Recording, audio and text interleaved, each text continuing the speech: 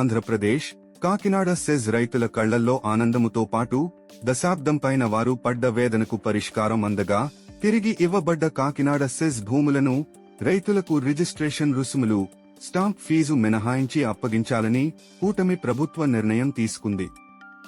ఈ సందర్భంగా ఇచ్చిన మాటను నిలబెట్టుకున్న ఉప ముఖ్యమంత్రి పవన్ కళ్యాణ్ గారి చిత్రపటానికి పాలాభిషేకం చేస్తూ కృతజ్ఞతలు తెలిపిన కాకినాడ సెజ్ రైతులకు తిరిగి ఇవ్వబడ్డ కాకినాడ సెజ్ భూముల రిజిస్ట్రేషన్ సమస్యపై రైతుల తరపున జనసేన పార్టీ చేసిన పోరాటంలో సాయంగా నిలబడ్డ మాజీ సుప్రీంకోర్టు న్యాయమూర్తి జస్టిస్ శ్రీ గోపాల గౌడ గారు ఇలాంటి గొప్ప వ్యక్తుల పరిచయం మరియు సహకారం, వారి న్యాయపరమైన సూచనలు జనసేన పార్టీకి, తద్వారా ప్రజలకు, రాబోయే తరాలకు కొండంత అండగా కాకినాడ సెజ్ రైతుల భూములను తిరిగి ఇచ్చేలా చేస్తానన్న హామీ నిలబెట్టుకున్న గౌరవ ఉప ముఖ్యమంత్రి పవన్ కళ్యాణ్ గారు నాడు జనసేనానిగా పోరాటం, నేడు ఉప ముఖ్యమంత్రిగా పరిష్కారం చేశారని కాకినాడ సెజ్ రైతులు ఆనందముతో కృతజ్ఞతలు తెలియజేశారు.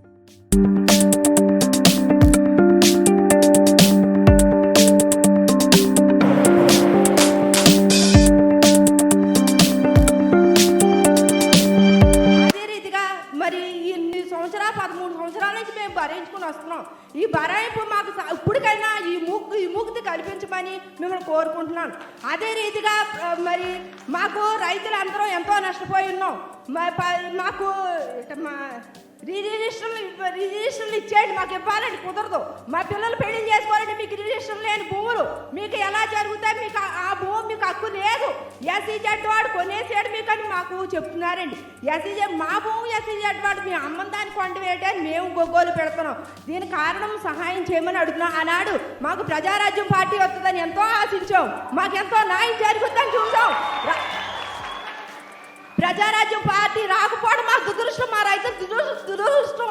మా దురదృష్టాన్ని ఎస్సీజెడ్ ఈ సునామీలో కారిపోతున్నాం కాబట్టి ఇందులోకి మమ్మల్ని లేవనెత్తమని అడుగుతున్నాను. అదే రీతిగా మీరు మాకు సహాయం చేస్తారని ముందుకొచ్చారు, అందుకు మీకు కృతజ్ఞతాస్తుతులు చెల్లిస్తున్నాను. మీరు గెలిపిస్తారో గెలిపించారో నాకు తెలియదు, కానీ నేనైతే చిత్తశుద్ధిగా త్రికరణ శుద్ధిగా మీకు న్యాయం జరిగే వరకు నేను పోరాటం చేస్తాను. మీ హక్కులకి భంగం వాటిల్లకుండా మీకు న్యాయం జరిగే నేను పోరాటం చేస్తాను, మీకు అండగా ఉంటానని తెలియజేసుకుంటూ నేను ఒకటి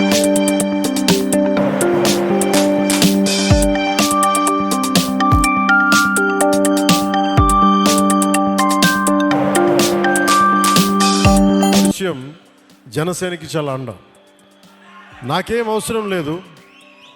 మన భవిష్యత్తు కోసం, మన బిడ్డల భవిష్యత్తు కోసం, మీ తరాల భవిష్యత్తు కోసం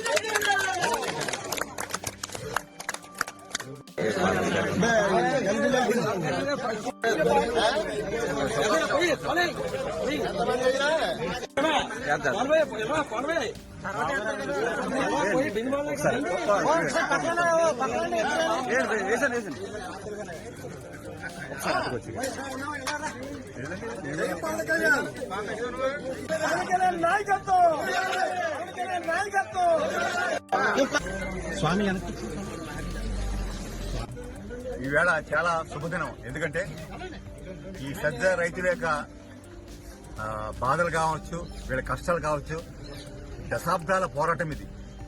2 దశాబ్దాలుగా అప్రస్తుతం కాకుండా ఎన్నో సమస్యలు ఉండిపోయాయి.